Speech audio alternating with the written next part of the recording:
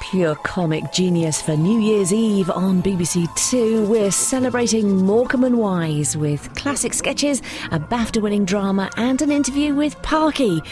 So to begin, drum roll please.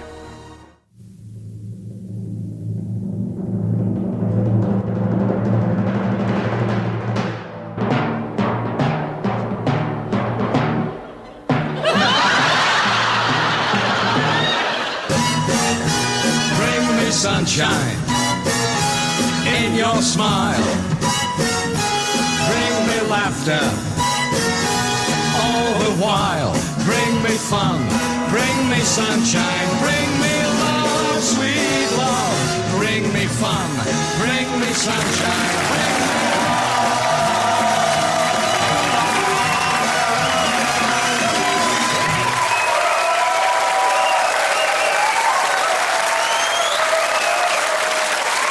Thank you very much. Thank you. Good evening, ladies and gentlemen. Have we got a show for you tonight? Have we got a show for them tonight? Yes, we have. Fantastic. Morecambe and Wise were at their peak 30 years ago, and the best of their comedy is as funny now as it was then. Tonight, we'll be looking at some of their best-remembered moments, as well as more obscure pieces that nevertheless deserve to be recognised as the classics they are. Take a look at this. I'm going to tell you. What? There's been a mistake. A mistake? Where? Yeah. What? You got my pants on. I've got your trousers on. You got my trousers on. Well, what are you doing wearing my trousers? Well, it wasn't nothing to do with me. No? In the quick change room, you were too quick. Oh, well, let's go off and get changed. Come on. Come on. I wish you wouldn't do it. It's murder, that We is. haven't got time for that. Why not? Well, we've got to do the show in 2 minutes. Get them off now and change. Come on. Can't take them off. Go on. No, he's suffering as it is. Well, you can't take them off in front of the ladies and gentlemen. What are we going to do? We got the wrong... I've got it. What? I tell you what, I figured it out. You stay here, Yeah. tell them all about the show, and leave everything to me. All right. And do as you're told. All right. Well, ladies and gentlemen, as you know, this is a special production. How you doing it now? Yeah, I'm telling her. Oh. I'm telling her. Yeah. I can't hear a word. Well, ladies and gentlemen, as I was saying, this is a special production. What's going on back there? More than what's going on in front, I'll tell you that. Sorry, isn't it? Right. The things you say, yes. Right, look at that. What? See? What? Now, see that? Yes. Now, as far as they're concerned, Yeah? they think that I'm wearing a full suit. But I'm not. You're not? Because I've got that. That. A spare leg. A spare leg. Now, what I want you to do, Yes? if you will, Yeah? is whip a spare leg into there. I haven't got a spare leg. Well, don't just stand there. Find one. Find one? Yes. All right, wait a minute. Take it easy now. I'm sorry about this. Won't take very long. You ready? Yes? You see, now what he's going to do, I hope, is he's going to whip a spare leg into there. Whip a spare leg into there. That's where he's going. Hey, ready? Yes. Is that it? Oh, right. Put it in. Put it in. You missed it by a mile. You missed it. Hey? Ooh. You ready? Yes. Now then. Look at me when I'm so close. Now, What? you should now have another spare leg. Another spare leg for me. I've got one there. Look. Have you got one? Yes. Right, drop it on the floor. All right. There's a good lad. You ready? Yes. There you are. Yes. Now then. Take it all easy, nice and casual. Yes. Relaxed. You see what I mean? Now you turn around. This one, like Doesn't matter which way we turn. Doesn't matter which way we turn. We've got our own suits on. That's right. So we can start the show now. Yes, start the show. Start the show and walk off very slowly. Why? It brings the tears to my eyes. All right. That was Eric and Ernie in 1970, and it demonstrates their remarkable physical timing and just how well they work together. That kind of understanding can only be developed by years of performing in front of a live audience. That was partly the secret of their success. They started very young. They were both child performers. Ernie toured the clubs of Leeds with his dad when he was just 7 years old. Here he is dressed as Charlie Chaplin. And here is a caricature of Eric Bartholomew, which was Eric Morecambe's real name. When the boys were 12 years old, they formed a double act. Soon they were separated by World War II, but a chance meeting reunited them. We weren't working together, and I joined the circus as a straight man to a comedian who I didn't know. And when I got there, it was Ernie. Yeah, I was a straight man to Ernie. Throughout the 1950s, they built their reputation as a live act. Although they made a disappointing television series in 1954 called Running Wild, they never stopped working as a live variety act. They were never shy about their influences. But did you ever consciously base the act on any other act? Yeah. Albert and Costello was our original. That's where I've got records at home of Ernie and I of early broadcasts where we were. I'm a bad boy. You a manager? Yes. You know the guy's name? I'm telling you their names. Who's on first? Yes. Well, go ahead and tell me. Who? The guy on first. Who? The guy playing first base. Who? The guy on first. Who is on first? What are you asking me for? I'm asking you. I'm not asking you, I'm telling you. You ain't telling me nothing. I'm asking you who's on first. That's it. Well, go ahead and tell me. Who? The guy on first base. That's his name. That's whose name? Yes. Well, go ahead and tell me. That's the man's name. That's whose name? Yes. Well, go ahead and tell me. Who is on first? What are you asking me? Other influences were much closer to home. Here's veteran comedian Sandy Powell in the 1970s. Don't interfere, please. Every man to his own trade. I'm talking to my little friend. Now, tell me, sonny, was your father a soldier? Oh, no. He wasn't.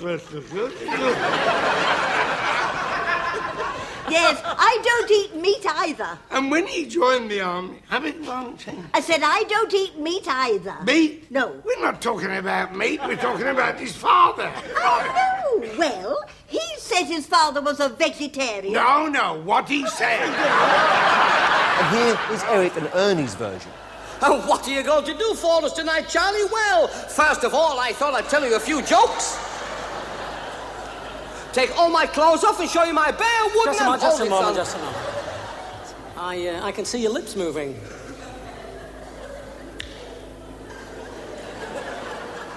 Eh? I said I can see your lips moving. Well, of course you can, you fool. Because it's me who's doing it for him. He can't do it on his own, he's wood. That's me hand there, you know. I'm working with an amateur. You're not, God, that's murder. You're not supposed to move your lips. Ventriloquists don't move their lips. I mean, that's the whole idea. When the dummy talks, you keep your mouth shut.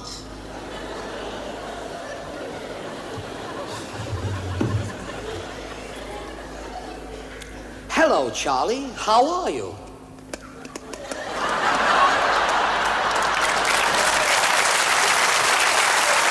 Tonight we have a glittering parade of guest stars, direct from stage, screen and job centre. To discuss with me the finer points of Morecambe & Wise's oeuvre. Can I say that, oeuvre? They're looking it up. Ladies and gentlemen, please, a very warm welcome to Mr. Eddie Izzard.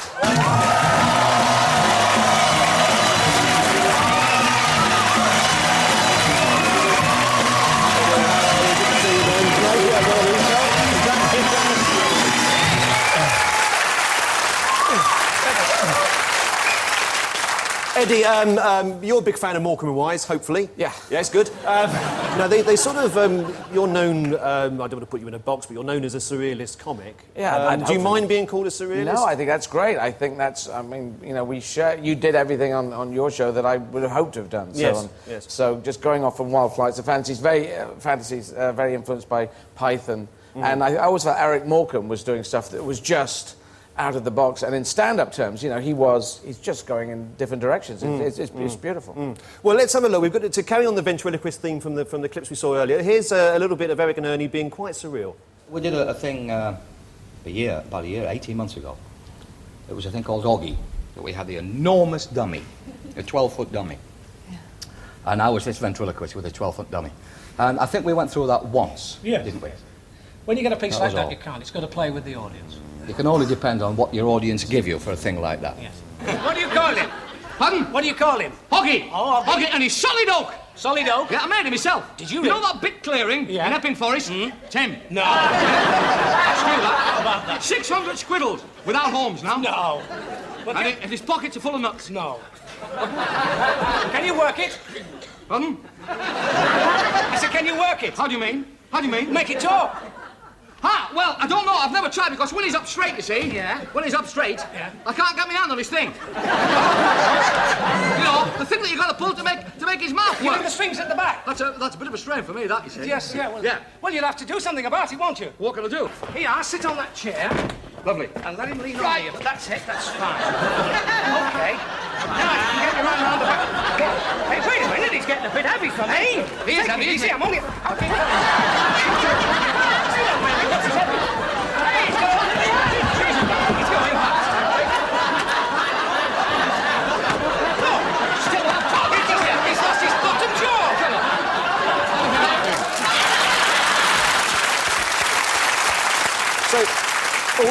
Although they were very meticulous about rehearsing stuff, and scenes like that, as they were saying, there's a lot that you can't rehearse because of the dummy and stuff. I want to ask you, Eddie, about the way that you work on stage, because you ad-lib a lot on stage, don't you?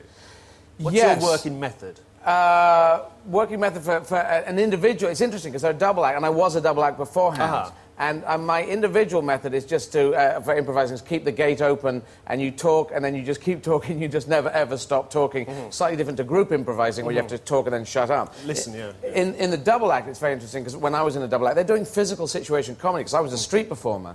And you notice that bit where he says to Eric, he says, can you get it working? Yes. And he goes, you what? Can you get it working? And he's looking for angles where he can get double entendres, something he can play, just go off on a different angle. He's always looking for that. He finds that more fun. You can see when he gets an idea or he thumps him or Yes. it's just beautiful. And we as an audience are watching Eric just waiting to see what can you find. We just want him to find stuff. And I think there's the example you mentioned there when he asked him to repeat the line. I think you sometimes see that when not sure whether the audience heard it the first time. Yeah. So just say, oh, what was that? So you say it again just to make sure the laugh is there. Yeah, 'Cause yeah. The thing about them as well, I think, was their sort of training of just, being on stage from a very early age is that when things went wrong, they just continued. They didn't stop and say, Yeah. we better do that again. Because in the theatre, of course, when things go wrong, you can't stop. You have to carry on. I haven't seen that interview, the first one you did, where Yes. they're sitting there. They seemed so relaxed together.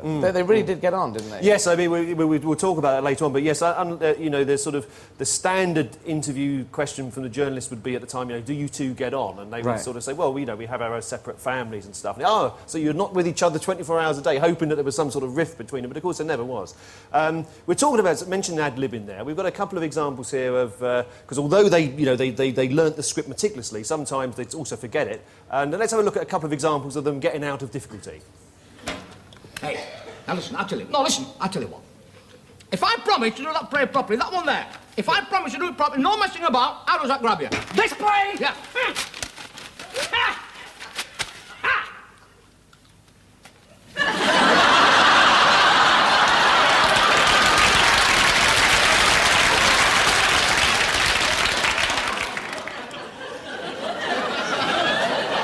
But you couldn't do that again. Can't you see what would happen if I told the public all about you? Hundreds of people would follow you all over the place, trying to touch you.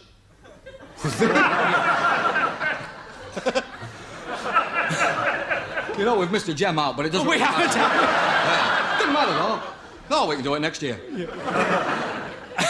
Follow me about all over the place, touching me, the people. People touching you all over the place. Of course. No, I wouldn't say that. No, it's not people touching you all over the place, Did I say it wrong, did I? No, you said it right. Got a good laugh. All right. Yeah. We'd like to go off and come on again. No. Listen, nobody can advertise on the BBC. Even Lord Hill can't say what kind of pipe tobacco he smokes. No wonder. It's mine. He is known along the powers of corridor. Of corridors of power. Corridors of power. But don't forget, he walks backwards. Yes, he does. That was quick.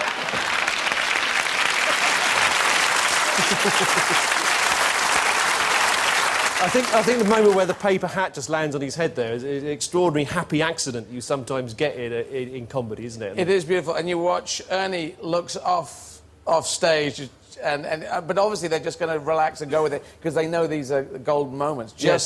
And it's like I think they were the only people doing it. Everyone else was trying to do a show, trying to do a funny show. They're actually trying to do a show that's sort of okay, and then things just keep breaking up. I think their focus as well is very much on the sort of the live audience that's there. Yeah. And you saw it briefly in the huge ventriloquist doll, if you noticed it, but when the doll's leg goes over the side, you actually see that they're built up, they're actually on a wooden stage that's 2 foot up. Right. Because they said they felt happier walking onto a wooden stage. But one thing I wanted to ask you about, one of their great ambitions, which they never really achieved, was they wanted to make it big in America, but they never they never really did it. They played the Ed Sullivan Show a lot of times, had made good impact on that, but then they'd sort of fly back home. Now, you've had some degree of success in the States. A big degree. A big degree of success.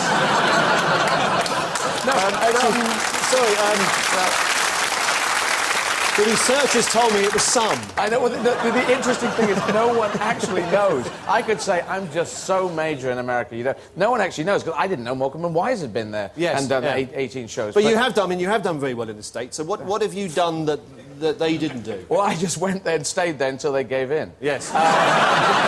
This was the trick. I analysed it. I'm very military with my approach. Transvestite with a career, you've kind of got to be. Yeah. So I worked out that if you did a TV series, it could fail. You could do a film, it could fail. The clubs, you could get lost. Go to New York and just play a small theatre over and over again until the New York Times gave you a big thumbs up, and that was the technique I used. I did the North Face of the Eiger route, which I prefer because it's it's real grassroots stuff. I think in one of your films, Ocean 13, you mentioned Morecambe and Wise? Well, that's actually the writer. That's Steven Soderbergh. Oh, is it? That's Steven Soderbergh, being a Brit fan. There's a number of people who are into our comedy from way back, and they mention it like. What is it? So it's a reference, as big as Morecambe and Wise, or there's some reference to that, which looks like it's coming from me. It's coming from Steven Soderbergh and the writers. Well, Eddie, thank you very much for helping us to look at some of those clips. Ladies and gentlemen, Eddie Izzard.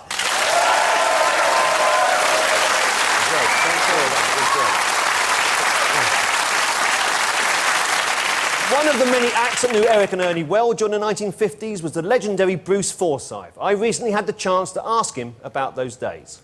Bruce, thank you very much for joining us in this tribute to Eric and Ernie. My pleasure. And of course, you knew Morecambe and Wise in the 1950s, didn't you, before they became particularly famous? Yes, I worked on the bill with Eric and Ernie several times, and I always saw their potential. They were always one of the acts I would always stand on the side and watch their timing. And I always admired the way they bounced off one another. There was a stardom there, although it was years before they got their big break. There seems to be a sort of a thought and a feeling as well that in the 1950s there was still quite a big American influence in what they were doing. They were big fans of Abbott and Costello, and there was that sort of fast sort of cross-talk act and the push-in and all that kind of thing. Was that something that you remember them being like that then, or? Yes, and of course the big double act at the time, British double act, who were quite American in their style, was Jewel and Morris. Yes, yes. Oh, you know their name? Yeah, oh yes. Good, yes, well yes. done. Well Ben done. Morris, Jimmy Jules. Yeah, good. Do you want to go for the car? Yeah. No, you've already won my car.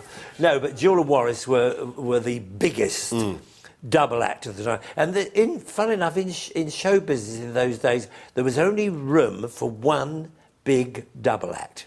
There were never, to be really big in this country, there was only one big double act. And Jewel and Morris were the double act for years and years and years until Eric and Ernie came on the scene. And as television was coming in and developing through the mid-50s, was there a feeling that television was the enemy of the variety act? Oh, yes. Oh, yeah, you could be... I was advised so much before I got the job at the Palladium that if you went on television too much, that you could be finished because your stage act would be seen or people would get too used to you. You could be... They used to call it overexposed. Yes. And I've never been overexposed. Have you not? No. There's still time. I've been accused of it.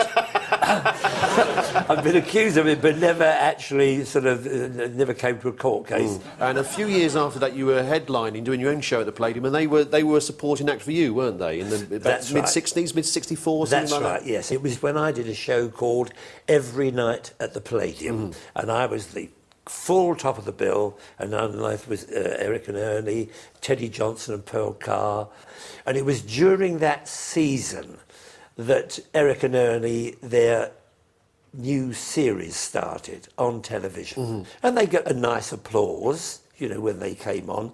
But when the television series started, after 2 or 3 weeks, they really got into the people. And the people had got to love them in that 2 or 3 weeks, and they were looking forward to the rest of their series.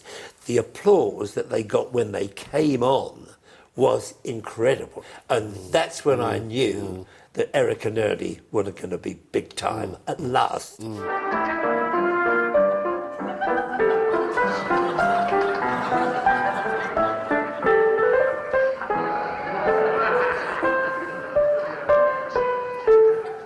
Now, if you could stand there, yes.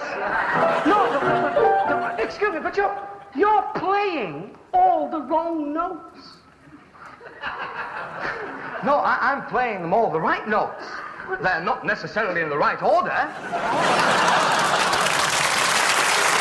The wonderful Bruce Forsyth there. In 1968, Eric and Ernie signed to the BBC. After their first series here, Eric suffered a heart attack. Convinced that Morecambe and Wise would never return to television, Sid Green and Dick Hills, their then writers, signed to do their own show with ATV. Eric and Ernie needed new writers, and they came in the shape of one man, a man who wrote the golden age of Morecambe and Wise. It's an honour to have him this evening. Will you please welcome Mr. Eddie Braben?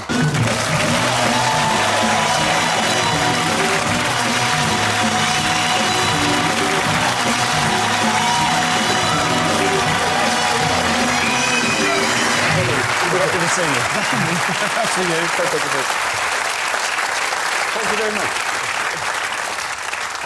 Eddie, before we start, I believe this is a bit of an emotional return to the BBC studios for you. Yeah, it's overwhelming, really. It's 31 years since we last here, recording the last Morecambe and Wise Christmas show. And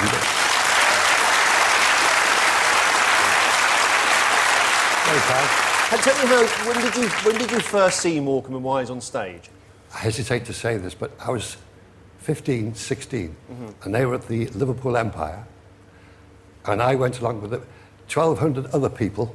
The place was packed, not a seat to be had, and they were awful. They were dreadful. They were about 19 or 20, and they were learning. And people were sitting there saying, who are they? Nobody ever heard of Morecambe and Wise. In fact, they were so far down the bill, I thought they were the printers.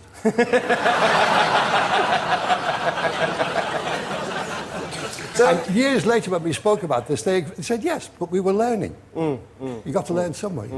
Well, you mentioned what they were like before you started working with them. Let's have a look at a clip of Eric and Ernie, and this is when they were working with ATV, and this is from 1966. Well, we can do all our little jokes together, can't we, you and me? Dickie happens to be the same size as me, and I'm tired of looking up at you all the time. You give me a pain in the neck.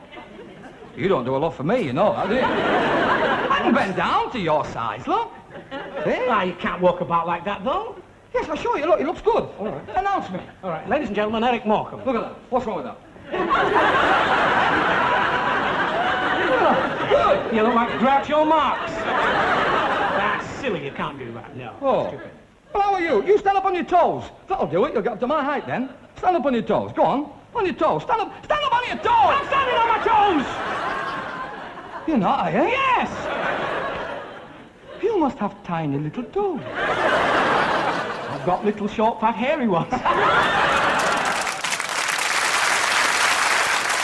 There's quite a sort of aggressive thing going on between them there, isn't there? What it didn't show was the warmth, the affection, and the charm of these two men, which I saw right away. And so did you think, if I can get that yes. warmth that they do... Yes.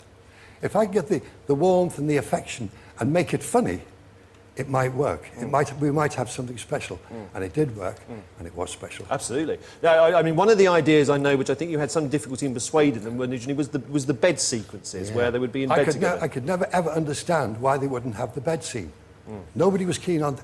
I was so naive. I couldn't see anything wrong with two men being in bed. I really couldn't see anything wrong with that. I mean, just a few minutes ago, we saw two men sharing a pair of trousers. Yeah.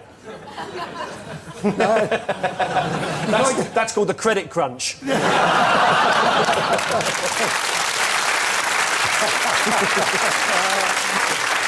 you are. This is the very first bed sequence for Eddie Braben. This, anybody's place? Do you mind if I, No, no problem. Eric Morecambe. Anyway. How are you? About. Thanks for inviting me into your bed. Yeah. It's been a grand day for it, hasn't it? Crap day for what? Well, it all depends what you've been doing. Do you fancy a rehearsal? Pardon? Do you fancy a rehearsal? No, I'm too tired, really. Hey, I've got next week's script. It's very funny. Have they sent us the wrong one again? I don't want to say anything, but the birds are moving again. Have you noticed?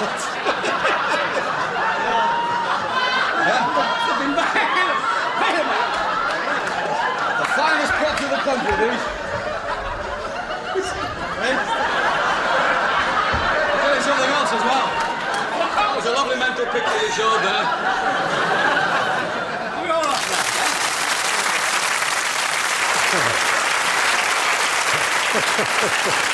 There was also another element that you brought in as well. So as well as sort of making them a warmer couple on screen, you expanded Ernie's role greatly, didn't you, with making him a playwright? Made Ernie the pompous author. And what was his reaction to that? How did he feel about He was that? overjoyed. Was he? He was thrilled. He said, at last, he said, I've got something I can really get my teeth into. Really, I can do something with this part. I can perform. And he did. And I remember, and Eric said to me, after one particular sketch, I said to Eric, I said, Ernie was good. He said, for God's sake, don't tell him. But he was good, being the pompous author. And it also gave Eric something to bounce off. He would say to Ernie, Ernie's writing the play. Another belter? Not really, struggling with this one. Words fall from your pen like pearls from a broken necklace. You could be another George Bernard Priestley. Sure. Positive.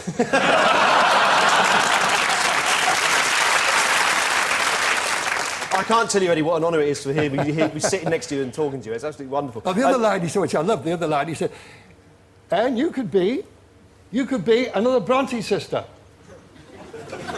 I can't sing. No, but you got the legs for it.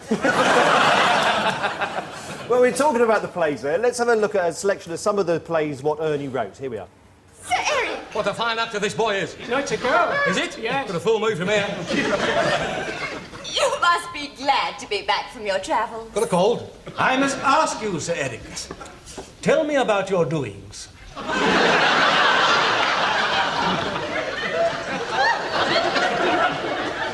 Well, do I tell him or do I just get up and go?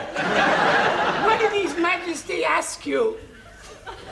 He wants to know about me doing. What news of Carlisle? They won 3-1! I sit alone and the firelight flickers.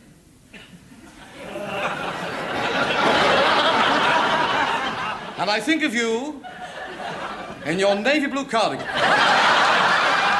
How dare you, sir! That's a cardigan! That's a cardigan! Get out of this house! Father, have you no mercy? And I think of you in your navy blue cardigan. Yeah, dirty devil. Now, it's all beginning to make sense. You realise what this means, don't you? Well, they'll never get away with it. Of course, it's a long shot, but it might just work. Anyway. Forensic will tell us.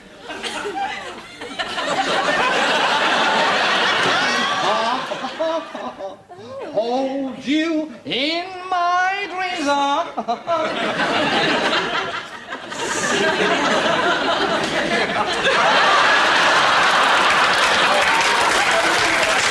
Hey, what do you think of it so far? Rubbish!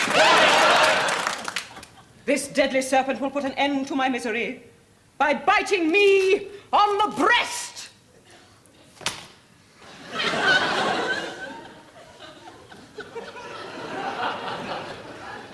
Could I have a word with you, please? Yes. Is that official? Yes, it's all in the play. The snake comes out of the basket and bites her on the breast. Fine. End it for me now! Ready when you are, Polly?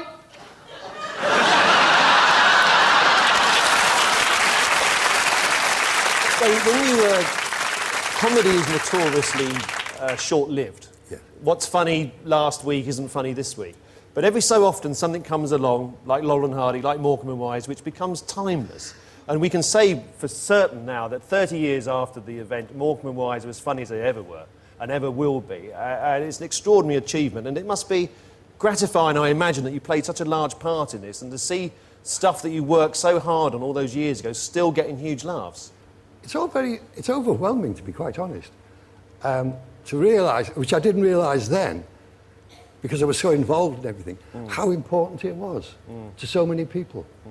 But now I can see it now, and I can appreciate it now, but I couldn't appreciate it then. You wrote the show for many, many years. I suppose one of the keys to coming up with that amount of material is to try and find a running gag, a situation that you can come back to in sketch form week in and week out. Yeah. And the one I'm thinking of, I was very fond of, were the two monks that they used to portray. I'm glad you said that, because they were my favourites as well. Oh, were they? I really enjoyed the two monks, yes. And Eric and Ernie liked them because they didn't have to learn any words. Yes. Well, let's have a look at an example of one of Eddie's and Eric and Ernie's two monk sketches.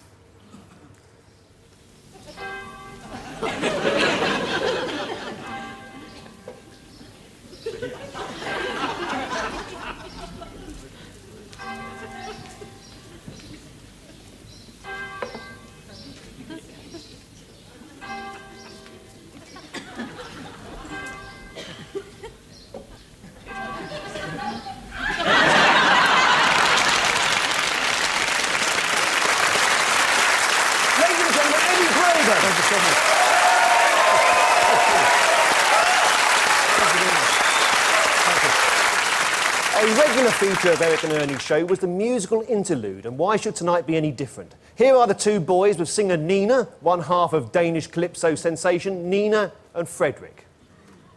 Now, could we take it from the top, Nina, the banana boat song? Right. Day! Hold it, son. Before we go any further, Yes? I can't find the hole to blow down these. I can't find the hole to blow down these. Neither can I. You don't blow them, you shake them. Now there's a novelty. Are we ready, Nina? Yes. Can we take it from the top? Right. Right, let's go now. Banana boat song.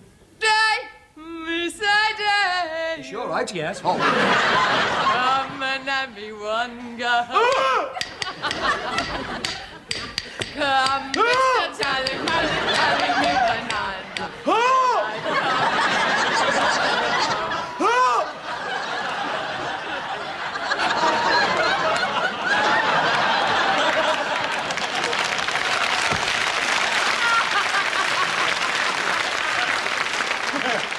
You're not. Has the boat sunk? Has she forgotten the words? Have you forgot the words? No, I haven't. Because we can't have them written for you on a card in Danish. In bacon rind to make you feel at home. Listen. Yes? You are not making a sound. At one point, I was definitely overdoing it.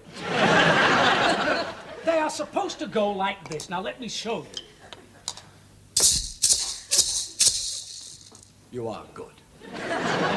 Try it again. Thank you. Ready when you are, Nina. Right. Work one night and I drink of rum. Daylight come and everyone go home.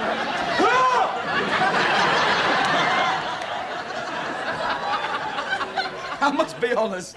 I'm having trouble with mine. This is terrible. I think she's doing quite well. Not Nina, you. How do you fancy a tambourine? I'll eat anything. This is... What happened then? Not a lot. Time ago. If you'd have dropped it. This is a tambourine. How does he do it? Now, can we try it once again? Ready when you are, Pally? All right. Thank you, Nina. It's a 6 foot, 7 foot, 8 foot boy. Daylight come. 6 foot, 7 foot, 8 foot. Hold it, son. Hold it, son.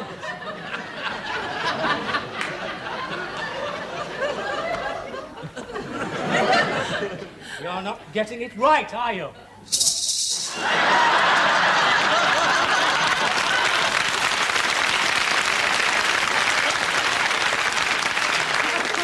Do that again.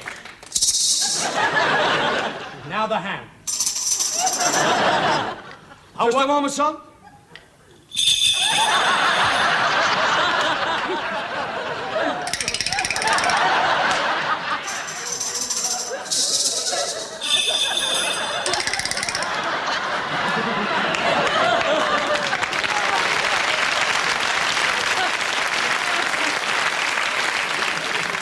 Have you quite finished? There's not a lot left to shake. A 1, 2, 3, 4. Come, Mr. Tallyman, tally me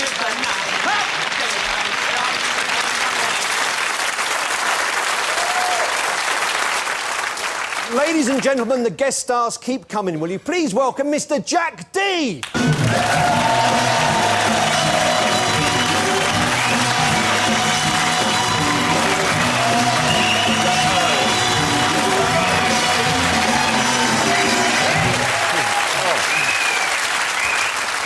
Jack, welcome to the show. What are your earliest memories of Morecambe and Wise? My real early memory was the paper bag trick and being absolutely obsessed with that and wanting to know how to do it. Of course, my brother mastered it straight away, and I couldn't. Is your brother older than you? 4 years younger. Oh right. No. I was giving you an out. Yeah. No, he's 5 years older in my defence, but I've always loved that. The simplicity of that. It's just perfect. Did you ever master it? Yes. I'm good at it now. Have you brought a brown paper bag with you by I any brought chance? a brown paper bag with me, and I mean, if you'd like, I could.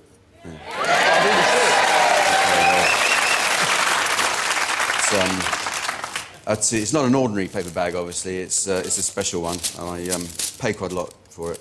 On eBay? Yeah. eBag. Yeah. Here we are. The only thing I haven't got is an invisible ball. So... Okay, I've got an invisible ball here, I think.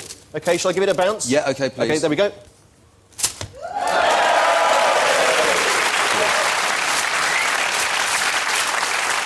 I think it's only fair we should see Eric and Ernie doing it as well. Here's Eric Morecambe.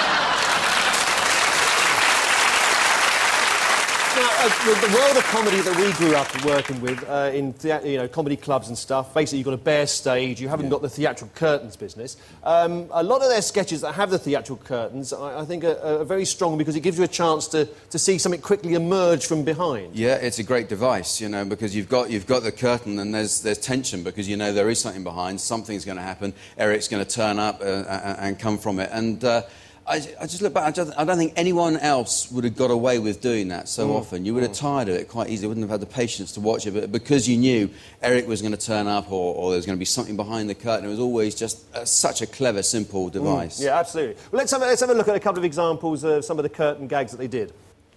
You've got a dog? Yeah. What sort is it? Siberian puddle maker. Oh, see him? No. I'll go get him for you. No, don't bother. Oh, John, I don't want to here. see him. Ladies and gentlemen, we'd now like to take a trip let's down have it. memory lane. Who's that? Come on, let's have it. Hey, you're that's not going, dog. Come on, what's that? I'm going to hook up. Crikey, don't bring him on here. Oh, golly. Oh, look at that. Yes, and what... It's impossible. You can't see the dandruff. Hold it, George. You can see nothing. Hold it! Hold it! Hold it! Hold it! Hey, hold! Be careful now, Mr. Wise is annoyed. And when half the star gets annoyed, watch out. When we started off, we were both used to being sort of solo stand-ups. A double act, of course, is a different thing. How important do you think Ernie was to the relationship? Really important. I think what Ernie brings... Eric Morecambe is such a sort of powerful comedy engine, as it were, and I think to have Ernie there as something to bounce off was really, really important, because Ernie is not just a straight man, he had a straight agenda all the time, and I think that was what I always loved about it. And in fact, what he had to say was always sufficiently interesting. Think, oh, actually, I would quite like to see this play. And then, of course, Eric would come in and undermine it, and I think that was what was made Eric Morecambe just work so well against that. Yeah. Yes, quite, because Eric's reaction has to depend on a solid base that Ernie is setting out there, isn't it? In the domestic scenes they do, when the two of them, Eric and Ernie, are sitting around in the coffee table and looking out the window and all that sort of stuff, I always had the desire to be one of those people that was knocking on the door. Did you ever have that? It would have been lovely, wouldn't it? Yeah, just to have that, to come in and be part of the scene all of a sudden would have been absolutely fantastic. All of those. And the people say that worked on the shows, they were very sort of welcoming and that, they made you feel good. Let's have a look at a couple of those domestic settings. The first one, I think, features Fenella Fielding.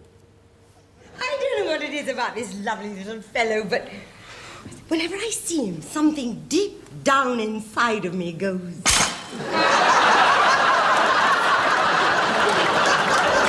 I adore elderberry wine. You haven't tasted elderberry wine until you've tasted my elderberry wine.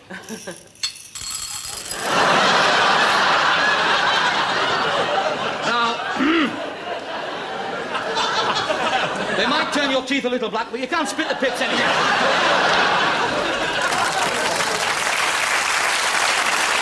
That was, of course, Glenda Jackson there. And ladies and gentlemen, please help me to thank Mr. Jack D.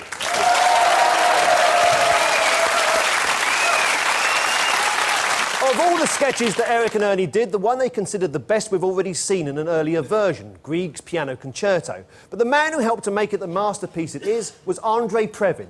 I recently spoke to him in London. How did you first get contacted by Morecambe and Wise to appear on their show? Well, they had a kind of a permanent producer, but he was a great friend of John Culshaw, who was the head of BBC Two for a while, and who was a very famous classical music director and producer, and he knew me very well, and he called up and he said, look, I don't suppose you'll say yes, but do you know who Morecambe and Wise are? I said, of course I know who they are. He said, well, they would like you to be a guest on the show.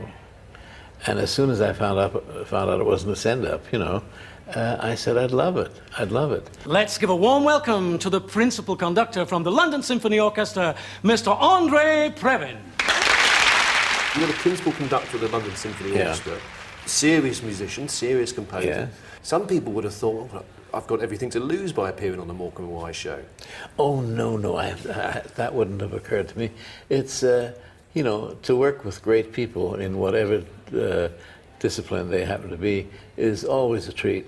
And I was really looking forward to it.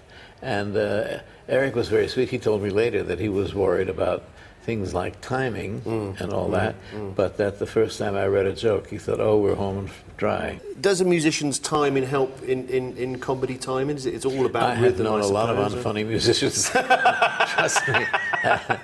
No, I don't think so. And a lot of comedians who can't play instruments. Yes. But, well, they made life very easy, and I was just having a good time. Were you aware that something special was happening while you were in the middle of it? Or? No. I didn't think that... I mean, the fact that it's been played how many times? Almost every year. Well, it's been voted by people on the show as their favourite Morecambe and Wise sketch is the Andrew Preview. Yeah. Say hello to Mr. Preview. Ah, Mr. Preview, how are you? I do assure you, Mr. Preview. Privet. Previn. Don't go, Mr. Preview. I can... Privet. Previn. Believe me, you're in for a surprise, Mr. Preview. Previn. Privet. I think one of the reasons why it's considered perhaps their greatest moment is because you, principal conductor of the LSO, being grabbed by the collar, being told that he's playing all the right notes but not necessarily in the right order. Yeah, that's a great joke. and it's your bemusement, which I think is just that extra little ingredient in the whole thing, which just makes it a very special piece. Well, to be with Eric and Ernie was a great flattery. I loved it. Grieg by With Him and Him.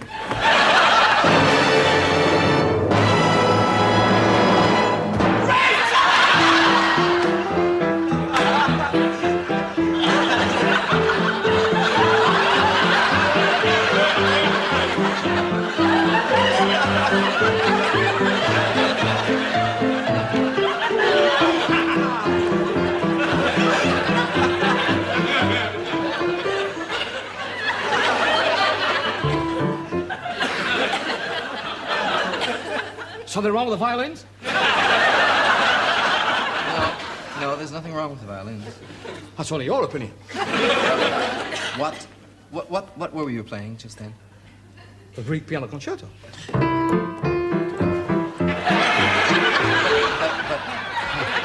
You're playing all the wrong notes.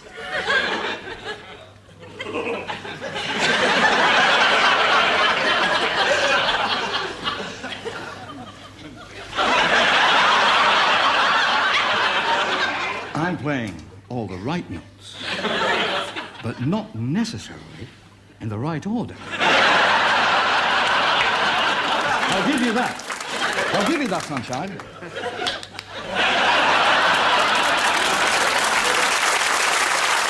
Our thanks to Andre Previn there. Ladies and gentlemen, of all the guest stars that have ever appeared on the Morecambe and Wise show, no one created a bigger impact than our next guest of this evening. Let's see her in action. A report on the economy has just come through from number 11 Downing Street. The Chancellor's statement reads as follows. There may be trouble ahead, but while there's moonlight and music and love and romance... Let's face the music and dance!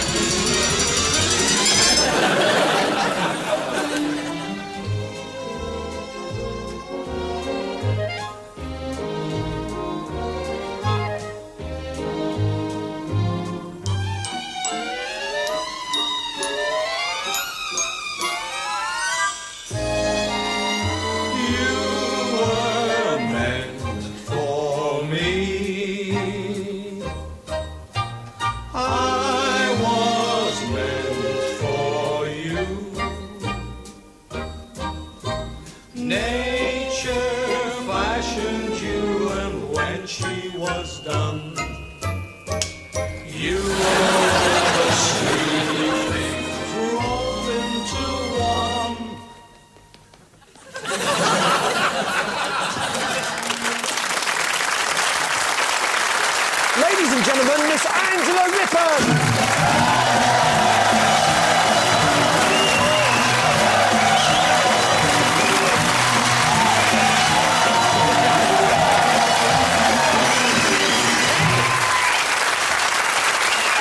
Lovely to see you.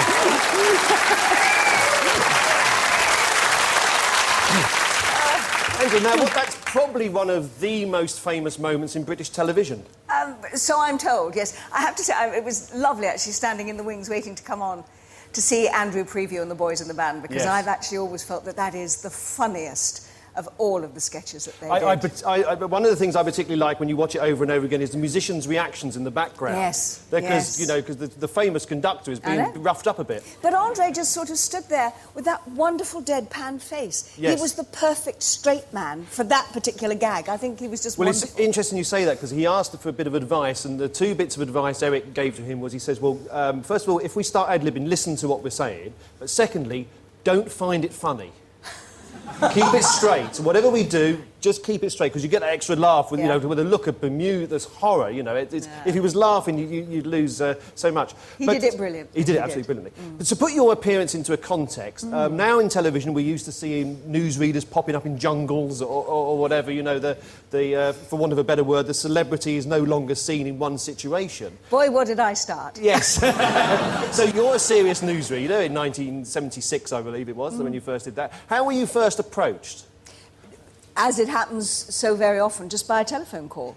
I got a call from Ernest Maxim, who was their producer at the time, who said, the boys would like you to be on their Christmas show. And I think it took about 10 minutes for me to come down off the ceiling, because at that time, they were absolutely at the top of their profession. They were the two most famous men on television, the two funniest men on television. I was, at that time, quite well known because I was reading the 9 o'clock news, so I had quite a high profile.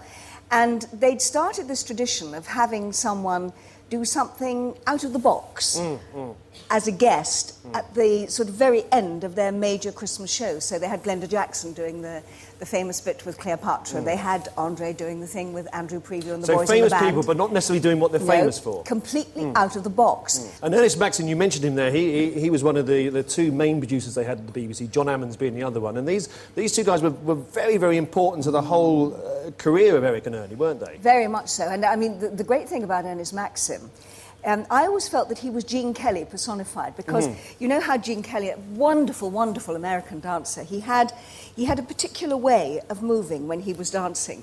And Ernest had been a dancer and is and was a great choreographer. And it was wonderful working with him because he was great for the guys, because neither of them were hoofers. Yes. And Ernie particularly was a hoofer. He was a good tap dancer. And Eric sort of kind of joined in. And I think that Ernest Maxim was brilliant for them because he choreographed to their strengths and did what made them look really good. So when we actually came to do the routine, that was what he did. Well, let's have a look at some of Ernest Maxim's routines that he put together for Morecambe and Wise.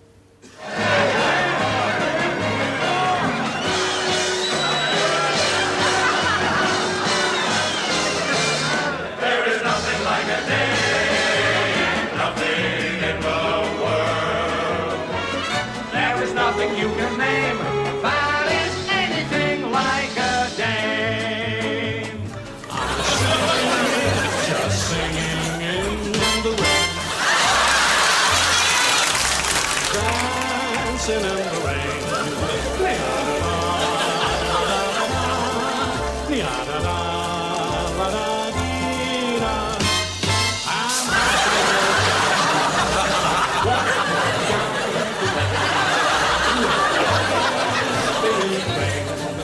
Just singing and dancing in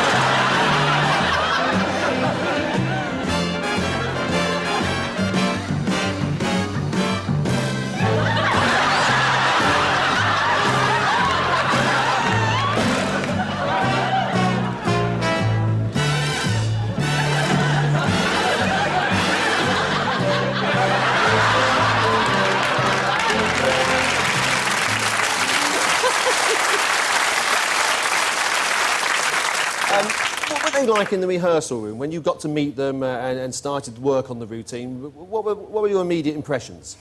That was the great thing about them. I mean, I'd never met them up until then, obviously. And I think the wonderful thing about Eric and Ern was that although they were such great stars, they were fab people. They were just as lovely in real life, if you like, away from their act, as they were when they were performing. And the great thing about them was that even though their Christmas show got the biggest ratings, the biggest audiences of the year, they made you, as someone who was appearing in their programme, feel as if you were the most important person. They seem to have a great affinity with the female guests particularly, I think. Have a look.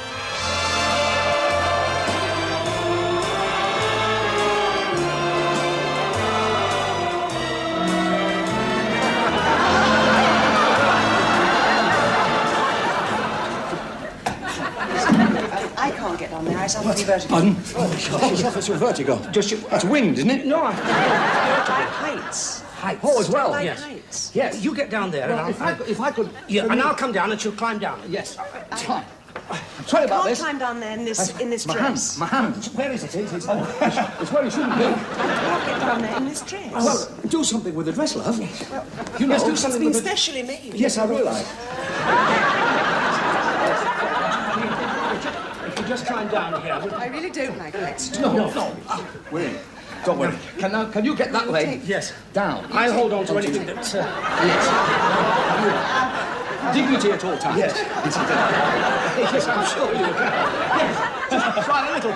This one. No.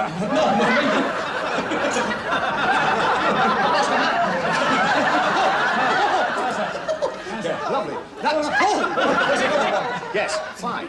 Are we in now? Lovely. That's it. Don't worry. There we are. Right. Look at me. Yes. I don't think. Yes. I don't. Right, keep smiling. Smoke gets in your eyes.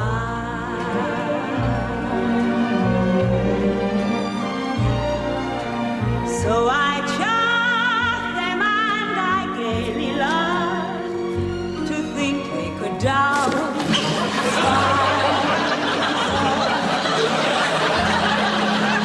Yet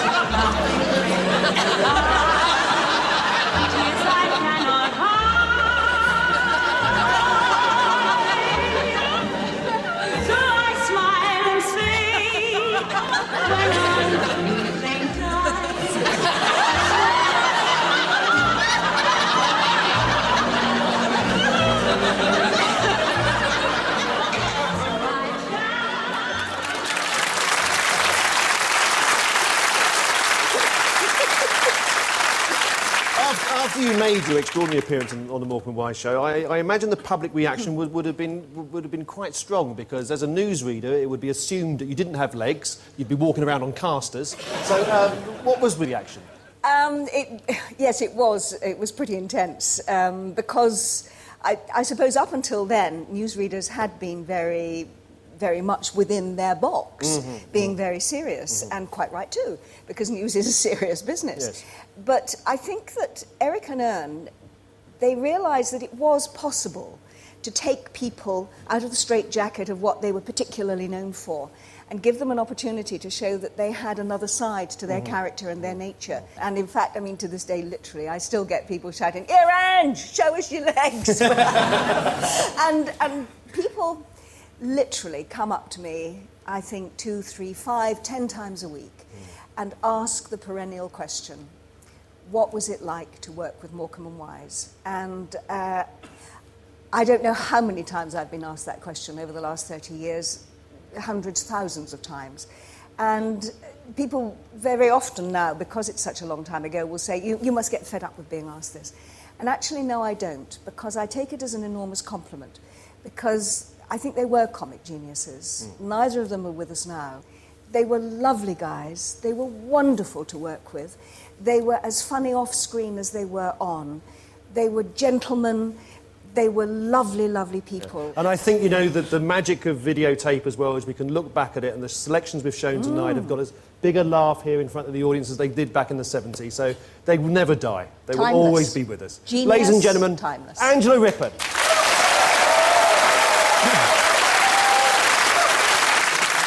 At the end of every programme, Eric and Ernie would finish on a song, the best loved of which was Bring Me Sunshine. Of all the many times they sung it, this is my personal favourite, because I think this looks like a second take. Somebody's forgotten the lyrics the first time round. Have a look as Eric walks forward and he shakes his head. I think somebody has definitely forgotten the lyrics, because that then explains the unique delivery of this song. Have a look. Bring me sunshine in your smile. Bring me laughter all the while. In this world where we live, there should be more happiness. So much joy you can give to each and a bright tomorrow. Make me happy through the years. Never bring me. Never bring me any tears, any tears. Let your arms be as warm. Let your arms be as warm as the sun from up above. Bring me fun, bring me sunshine, bring me love.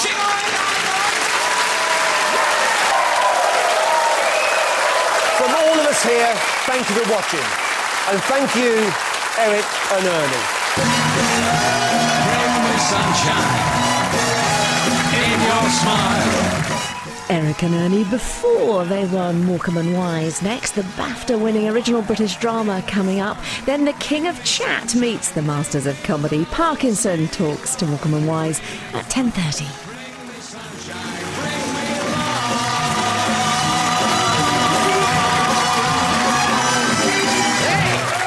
Now that's as a novelty.